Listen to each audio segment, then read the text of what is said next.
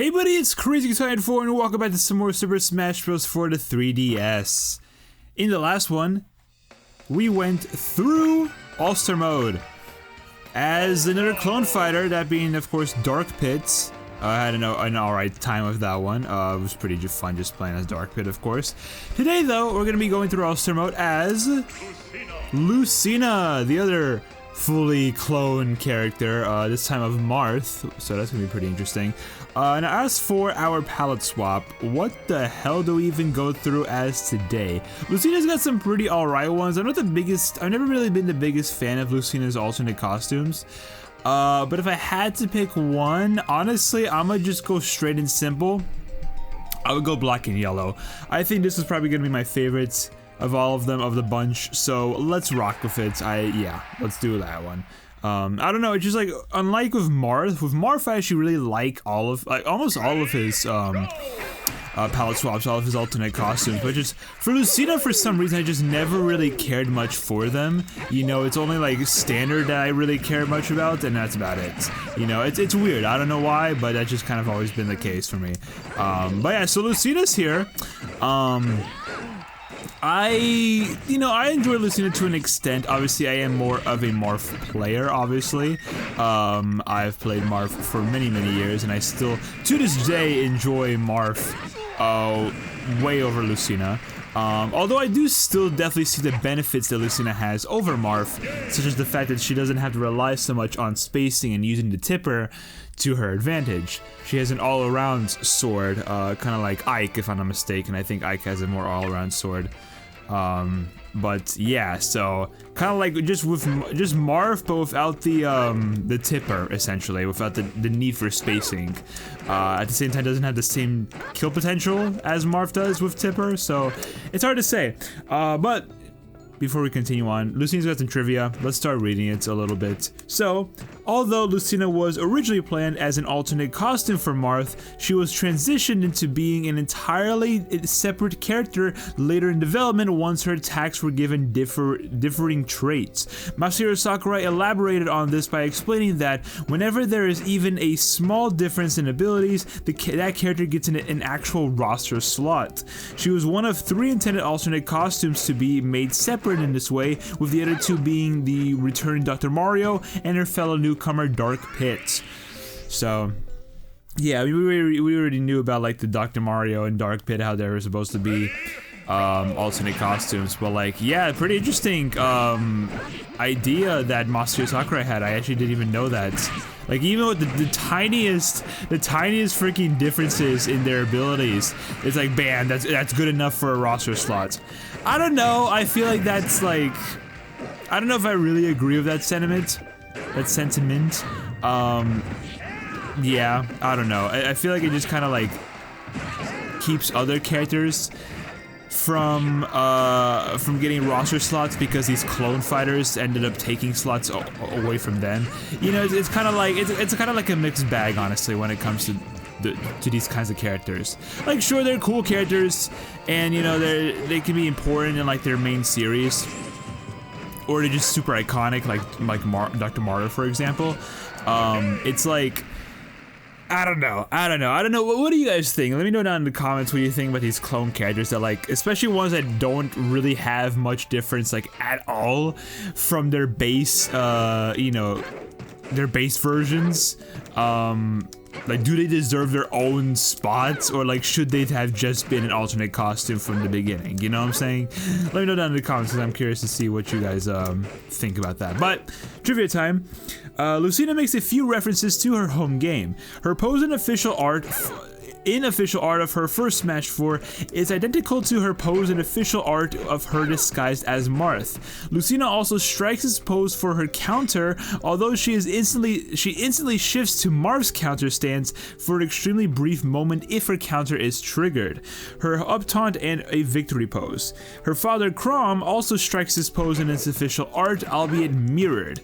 The battle stance she assumes when her reveal trailer's tagline appears is identical to the stance she and Chrom assumed simultaneously during their duet in the their duel in the Arena Ferox tournament. Her in-game model in Smash for Wii U bears the brand of Naga in her left eye. The mask she used while disguised as Marth is used for her on-screen appearance and, of course, her down taunt. And both of her lines emitted after successfully using counter are the same lines used when she performs a dual strike. So, yeah, a lot of references for her. I think there was another character, I don't know who, but there was another character who, like... Actually, there were a few characters, I'm pretty sure, that had, like, these very cool and, like, big references to their home series, to their home game. Like, Mac, for example, that was a pretty big one. He had a lot of references to the Punch-Out series. Nice, that's nice. Lucina's actually going by pretty well. I feel like I'm getting kills in pretty easily with Lucina. Again, would like to play as Marth. I mean, there's Marth himself, the man, the myth, the legend. But I do still enjoy Lucina to an extent. I do. But obviously, I would pick the one over the other if I had the choice. So, yeah. But I definitely do know some people who actually do prefer Lucina and the way she works a lot more over Marth. What happened to Mega Man? That was really interesting, but alright, sure, bye-bye. You know, we don't complain about that, but that was, yeah, that was really strange. That was very, very strange. He just, like, SD'd. He, like, downbeat and it just fell off the stage. So, that's pretty funny. There we go, nice. That was a tipper, but there's no tipper. There's no tipper with Lucina, Daniel. Remember that. Alright, what do we got next for trivia? Lucina is the first clone in the entire series whose special moves, including custom variations, all share the same names with the character she is a clone of. Additionally, she is the only full clone in Smash 4 not to share a voice actor with the original character. Dark Pit and Pit are both voiced by the same actor but use different voice clips, while Dr. Mario reuses Mario's voice clips. Robin and Lucina are the only playable Fire Emblem characters in Smash 4 to originate from the same game in their home series. So, yeah, pretty interesting actually, I like that one. It'd be cool if, like, Chrom was added into the game, so then it would be 3 characters who were introduced in the exact same game. That'd be crazy, but sadly not the case for this game. But hey, I mean, this is going to be the case for next game, so that'd be cool. Although I'm not sure if there are other characters like in Ultimate that like were all not revealed, but like, yeah, were first originated from like the same game. If they're gonna be like all the same character, you know what I'm saying? Trying to make sense of that, but yeah. Yeah, I don't know who else there would be. I genuinely don't know, because there's a lot of like one-off characters in Ultimate. I mean Smash Bros in general, but like in Ultimate especially, like the character, they just got the one character from the entire series joining the match, or I guess the roster. But yeah, I don't know who else there would be. I think it's just only like those 3. If I'm not mistaken. Let's see what we got.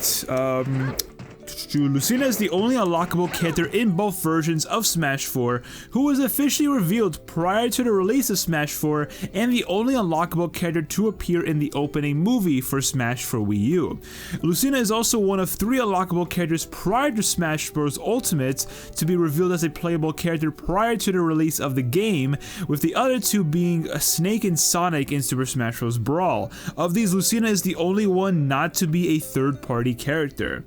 I guess we'll do one more. Lucina is the only one of the 3 clone characters to not share their counterparts' screen KO animation. That's a pretty interesting one, kind of talking about the one characters that were officially revealed in the games prior to the game's release. But I do like the mention of Snake and Sonic back in Brawl. Y'all remember that? That was a crazy time. I don't know if a lot of y'all are actually old enough to remember, but I still remember when the time when Snake and Sonic were like revealed for Brawl. To be fair though, I actually like didn't really know about Brawl until like much later. So like I didn't even know about the Snake and Sonic reveal until like the game had already come out, like a few years later. I think I found out about it, obviously, like just playing the game, and I'm like, oh shoot, the characters are here. So I even like watched the trailer until like, you know, I was in the game already. And it was like just peeping out like the different things, different options and whatnot. The vault, I'm pretty sure. Was it the vault that had the? I think so. The vault had like the different movies and whatnot. The Subspace Emissary stuff. I think so. That's what I remember. It's been a while, so I can't really like fully say.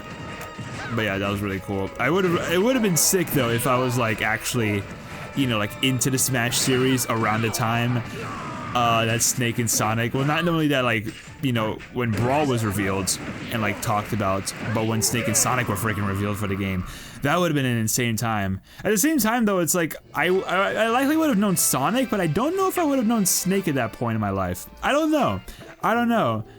Yeah, there's a lot of characters I didn't really know about until like I found out about them later through Smash Brothers, so it's hard to say. Anyways, more trivia. Lucina, Bowser, and Dr. Mario are the only characters that players are not forced to play as in any single-player event matches. And Lucina is the only Fire Emblem character whose counter does not involve her holding her sword in a reverse grip either during her stance or counter attack. However, as stated earlier, she will instantly shift to Marth's stance for an extremely brief moment when her counter is triggered. So, pretty interesting. Yeah, but we mentioned the one about the event matches. Those are the only 3 characters that like you don't have to play as, unless you, of course, actively pick them. But yeah, I was gonna say like I can't wait until we get to doing event matches, but it's like I've said that I feel like many times at this point, so I don't want to keep selling like the same old sucker over and over again. Oh shoot, it's actually Bowser Jr. What the heck? Okay, that's pretty cool. I was kind of expecting Iggy. I saw the green. I was like, oh, that's definitely Iggy. But no, Bowser Jr. is here in the flesh. So that's pretty freaking cool to see. I haven't seen I feel like we haven't seen Bowser Jr. in this match in a while. Maybe I'm wrong about that, but it just kind of feels like it has been a strangely long amount of time. So can I kill? Ah, if only. If only. But yeah, I don't actually like Lucina quite a lot. I know in like Smash 4, Lucina was like typically said to like be worse than Marth. I think Marth just had a lot of really good properties to him. I think the tipper, honestly, even though it was tough to pull off, it's like it was still really good and helped him exceed in matches like very, very heavily. He was like A tier, maybe A minus tier in this game. Lucina, I think, is like a B or B minus, something like that. Maybe like a B plus actually, but she's somewhere around in the B tier. But I know in Ultimate she's actually like a lot better than Marth. I guess people just started to like her more. I don't know, or maybe she just has a lot more usage than Marth in Ultimate. It's hard to say. All right, final 2 pieces of trivia. Let's see what we got. In the Japanese version of the game, Lucina has an alternate Blast KO voice clip. While she grunts in her international releases, the line itself is, "Must I fall here?" a reference to her death quote in Fire Emblem Awakening. And finally, bizarrely in the English version of her reveal trailer, Lucina uses female Robin's attack grunt during the showcasing of her moveset rather than her own. That's pretty interesting. Also, I'm gonna be a little stupid, but a little risky. I'm gonna go in with no healing whatsoever, and we'll see how it goes. We'll see how it goes. Because we've gotten to the last match this time around, only on 50%. How did I do so well as Lucina? That's crazy. I feel like I did better with Lucina than I did with Marth, which is really saying something, isn't it? Okay, that's really 3 down, nice. We're actually gonna be seeing Lucina here. If I can get off a spike as Lucina, that'd be so cool. But I don't know if it's really gonna happen. We'll try it, obviously. There we go! Oh, that felt so good. On Shulk out of all characters, too. Marth and Lucina's counters are always, like, so...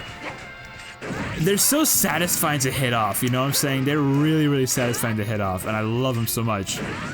Difficult, sure. Very, very difficult, I feel. But definitely very satisfying once you do hit them off. Like that! Oh my gosh, it feels so good. Okay, Greninja, get out of here. Nice. There we go! Wow, we actually did very well. Only 59% damage taken the entire time around. And we hit 2 million. I am definitely going to be taking that, for sure. We got Heavy Blade as a side beat for Lucina, and we also got Power Shot for Rosalina. Not bad. Not bad at all.